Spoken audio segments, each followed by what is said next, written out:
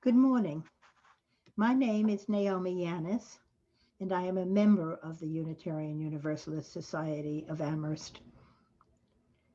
I want to thank Rachel for those words, which make me feel a little less weird about just going on with what I'd planned. Welcome to you, old friends and new. Whether this is your first time or you've been coming here for a long time, you are one of us today, and we are glad that you are here. I assume you are probably familiar with Zoom at this point. Some reminders. To avoid cacophony, we will be kept muted except to speak during joys and concerns. You can toggle between speaker and gallery view by moving your cursor at the upper right corner of your screen or by swiping on a smartphone or tablet. You are visible to all of us unless you choose to stop your video, which you can do by clicking on the camera icon at the bottom left of your screen. You can turn subtitles on or off as you please in the CC menu at the bottom of your Zoom window, adjust your preferences, or even access a full transcript of the service. If you have questions or comments during the service, you can type them into the chat function found at the bottom of your Zoom window. As we say each week, we are one people of many beliefs, many origins, sexualities, and genders. We are all growing, all learning, all loved, just as you are. You are welcome here. Sue Alexander will light a chalice, as we do each week, to indicate that this is sacred time space. You may wish to light a chalice or candle at this time as well. But the indigenous people, the Nipmuc and the Nonotuck and their kin, on whose land we sit, have always known that all time space is sacred. Perhaps it is not too late to learn from them. Well, 2020 and this past week was interesting indeed. Someday, when we speak of 2020 hindsight, if there are beings capable of thinking in those terms, it will be the year, not the eye charts of which they will be speaking. If I believed that the earth, the universe, nature, spirit, or whatever was sentient, I'd say it was sending a strong message for humankind to wake up. We are not and never were in control, and all our attempts to do so are now backfiring with enormous power. The chances of our species' survival is probably slim and only possible with enormous change in our entire frame of reference. I intend to indicate the enormous scope of the needed change and then end with some hopeful signs on the horizon. The content of this service will be divided in several parts, with music in between. The hopeful part doesn't come until the last section, so I hope you don't get too discouraged in the interim. Now, in place of a story for all ages, we will have the group Libana singing a Native American chant that exemplifies how we need to return to our connection to the earth and to each other. What is wrong with our species, Homo sapiens? We are an intelligent species, able to adapt to changing conditions through our intellect. And yet, global threats abound and are getting worse. Environmental destruction and wildlife extinction, ethnic and religious hatred, the specter of nuclear war, insurrection, pandemics, and above all, the disaster of global climate change. Will civilization be the death of us? How did it happen that our intelligent species, capable of long-term planning, allowed this to happen? Is it deliberate evil? Greed? If we just root out the corrupt and replace them with good people, could we carry on as if nothing had happened? I'm certain that it is not that simple. No, I believe that greed is a symptom, not the cause. Rather, we are kept from understanding our situation by the beliefs in the midst of which we live, the ways in which we explain ourselves to ourselves. Every culture, every civilization develops its own lens, the shared way of knowing reality, experiencing it, and being in it and responding to it. The core paradigm of each culture is fundamentally different from the core paradigm of another culture. It defines the way members know, imagine, think about, and conduct themselves. It defines for them the nature of reality, the nature and power of humans, and their relationship to reality. During an infant's early development, sensory experiences and cultural norms literally help shape the brain circuitry in patterns that embed those norms. When faced with information that does not agree with those norms, most people deny, discredit, reinterpret, or forget the new information. Human societies construct the conceptual lens which determines the reality we perceive. Then they live out of their social constructs and act as if they were real. As Einstein said, reality is merely an illusion, albeit a very persistent one. What we think of as reality is merely our shared constructs. We do not choose the culture into which we are born, but we can take responsibility for changing its view of reality. We cannot just opt for a new orientation to reality. We should not underestimate the work involved in reshaping a cultural orientation. The Western temptation is to get on with doing, with building a better world. We do not understand that our commonly accepted beliefs flow from and reinforce misunderstandings of life. Some cultures' norms are adaptive, nurturing of spirit, supportive of community, harmonious with nature. Others are hazardous. We're facing now the, the hazards of our modern techno-industrial culture. We need to question our fundamental values, not merely because it is good for us, but because our very survival is at stake. Only two futures are possible, or none. The first is corporatism, sometimes called friendly fascism. Looking for someone or a group of someones to fix things for us is sure to lead there. The second alternative is that each of us, as a person and as a member of a variety of communities, learns to understand the environments in which we live and think. The underpinnings of the industrial age can no longer be sustained. The future must be substantially different from the past. In short, this era is over. Our modern techno-industrial culture has embraced an economics which assumes and actually requires unlimited economic growth. Our economic theories have acted as a cage around our thinking. Progressive policy ideas are rejected as unaffordable and incompatible with free markets. Worse than that, economics has led us to internalize a set of values and ways of seeing the world that prevents our even imagining truly radical change. If mainstream economics has a single overarching objective or principle, it is efficiency, getting the most bang for your buck. Any other course of action is wasteful. But eliminating waste implies eliminating excess capacity, and we have seen the consequences of that in our health systems and elsewhere. Our priority should be resilience, not efficiency.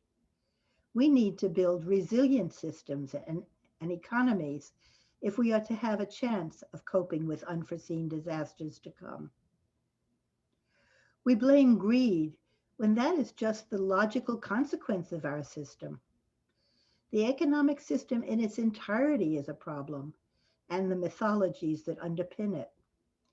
We need to explore what kind of economic system would permit or even encourage sustainability. Ultimately, the problem with economic orthodoxy lies in how it frames our values and priorities. Decisions are always based on weighing costs against benefits as they are measured through prices and markets. We've been led to assume that all values can be expressed in monetary terms. Ethical and moral considerations are irrelevant. This means that the value of everything is measured by how much people offer to pay for it. Priorities get skewed toward the desires of the rich, away from the needs of the poor. More money is spent on researching creams to make us look better than for treatments for tropical diseases. Cost benefit analysis is a recipe for disaster when the benefits and the costs of inaction are incorrectly valued or ignored. Well, economics is not the only part of our culture that must change. The culture it is embedded in is a weave of myths, meanings, narratives, words, symbols, rituals, and agreements that define our world. It tells us who we are, how we should be, what is important and valuable, what is real, what is sacred, what humanity's role and purpose is on Earth. The current dominant culture is based on what has been called the story of separation. It holds us as individuals separate from each other, from other living beings, and from nature. That story says our default nature is selfishness. If I'm separate from you, then more for me is less for you. It says the giving does not come naturally. The trust does not come naturally. There's no room for gratitude in that story. The world is our adversary, full of other competing separate individuals, human and otherwise, whom we must overcome. Weeds, germs, immigrants, an enemy. In a worldview in which competing, self-interested actors are axiomatic, we must outcompete them, dominate them, and exploit them by any means necessary. The forces of nature are adversaries too. That story says that to establish a comfortable human habitation in the world, we must dominate and control these forces, insulate ourselves from them, and harness them to our purposes. In the story of separation, you basically have to rise above human nature to be selfless, generous, or altruistic. Becoming a good person, then, involves a conquest of self. It is the same domination of nature, this time turned inward. This story is quickly becoming obsolete. Even its scientific dimension in genetics, physics, and biology are crumbling. In complexity theory, we understand that order can emerge spontaneously out of chaos. In ecology, we understand that the well-being of one is inseparable from the well-being of all. The fundamental crises of our culture are rooted in a misunderstanding of our place in the universe. We must create together a new narrative that acknowledges Homo sapiens as a part of nature, not the custodian of it. That recognizes that there are limits to material growth, that satisfies human needs for love, fulfillment, community, and that provides for economic and physical security that is consistent with ecological values. The choice we need to make is between a repressive imagination and one that is life-giving. The world needs a worldview that conforms to the UU principles. Our transformation must resemble starting over. It cannot be just technological, nor economic, nor political. We must reconceive the bases on which we think about who we are and how we do everything, so we can move towards a world which sustains rather than distorts and destroys life. Is it possible to avert this disaster? I see some glimmers of hope. Indeed, don't give up hope. To be sure, there is no shortage of human rights abuses, death squads, torture, domestic violence, military violence, and violent crime in the world. To observe, in the midst of it all, a rising tide of compassion is not a whitewash of the ugliness, but a call for fuller participation in a movement. On the personal level, it's a movement of kindness, compassion, empathy, taking ownership of one's judgments and projections, and not contradictorily, of bravely speaking uncomfortable truths, exposing what was hidden, and bringing violence and injustice to light, telling the stories that need to be heard. So here are what I see as some hopeful signs. When I see young people organize, they are generally much less hierarchical, very few chairs, certainly not chairmen, more teams without a single leader, less valuing of efficiency, more valuing human value. Locally, we see it in the Pioneer Valley Workers Co-op, in Surge, the um, Society United for Racial Justice, Nishmat Shum, and other youth-led protests. And the fact that young people, and especially young people of color, are organizing. An organizer from the Poor People's Campaign said, "Our goal is to build permanently organized communities." A young activist for healthcare reform said, "The feeling of being out in the streets was powerful. Suddenly, I wasn't helplessly alone. I was part of a movement to change the system that had caused me and millions of others so much harm." Yenalise Rosario, 19, a youth organizer for Leaders Igniting Transformation, focuses on advocacy, organizing, and leadership development for high school students, not just registering young people to vote. They are part of the Alliance for Youth Action, a network of groups focused on local organizing. It's not just about elections, it's a lifestyle, attending and running for school boards and town committees. I see empathy at work, the opposite of the story of separation, when we seek not to wall out immigrants, but to understand why people are so desperate in the first place to leave their homes and lands, and how we might be contributing to their desperation. When we seek not to fight terrorism, but to understand and change the conditions that generate it. When we seek not to punish criminals, but to understand the circumstances that breed crime, through the defund the police movement, for instance. I applaud efforts to rebuild a sense of community. We see co-housing, Northampton Neighbors, and all the other Village to Village network members that have grown so rapidly. In agriculture, the future in local farms is not in more aggressive breeding, more powerful pesticides, or the further conversion of living soil into an industrial input. It's in knowing soil as a being, knowing that its health is inseparable from our own. The Extinction Rebellion is not only about climate change, but is a vehicle for the expression of deeper yearning. Greta Thunberg and the climate strikers embody a refusal to comply with a system that is anti-life. She says, "I will not go to school. I will not participate in this. I want no part of the program." We are even seeing signs of change on the political scene. Representative Ilhan Omar speaks the new politics, quote, "We need to jettison the zero-sum idea that one person's gain is another's loss. I want your gain to be my gain, your loss to be mine too. When a refugee is able to flee oppression and come to America, that benefits all of us. And when we lose a member of our community to the virus or to healthcare costs that are out of reach, we all fail."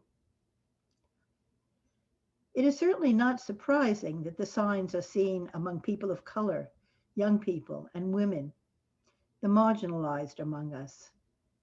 The mainstream center still has the political and economic power. That is where the story of separation expresses itself with the most tenacity through its white supremacy culture. It's really a white, Eurocentrist, patriarchal supremacy culture. And all the others are beginning to realize the power we have to resist that culture. Every step in that direction supports additional steps. The anti-war radicals of the 1960s, the anti-globalization protesters of the 90s, the Occupy Wall Street occupiers all preceded those movements. They too did not aspire to modest reforms. They knew that modest reforms do not reach deep enough. The power structure thought they had beat them down, but they raised children and grandchildren to know different values. Those young people are organizing now to more effect, perhaps because the stakes have become so much clearer. Humanity must hold nature sacred again. We need to move from a society of domination to one of participation, from conquest to co-creation, from extraction to regeneration, from harm to healing, and from separation to love. And we want to enact this transition in all our relations, ecological, economic, political, and personal. Awareness seems to be at a tipping point as more and more individuals open their minds and change their ways. Many have the awareness and the energy to break through old, outmoded ways of seeing things and to move into a new way of being in the world. And it is essential that we do so. The beauty of living at this time is that even small actions have a powerful ripple effect, and the reverberations of what we do have the power to reach and open many minds. We need to have the attitudes we had as hunter-gatherers while retaining the knowledge we have achieved from science. There are signs that some are feeling their way there, while others are holding fierce, last-ditch efforts to return to what they think of as the status quo ante. Humankind is in for the fight for its literal life. We could begin by reconsidering the virtue of being independent. And while we're at it, we could rethink what leadership looks like. Thank you for your attention.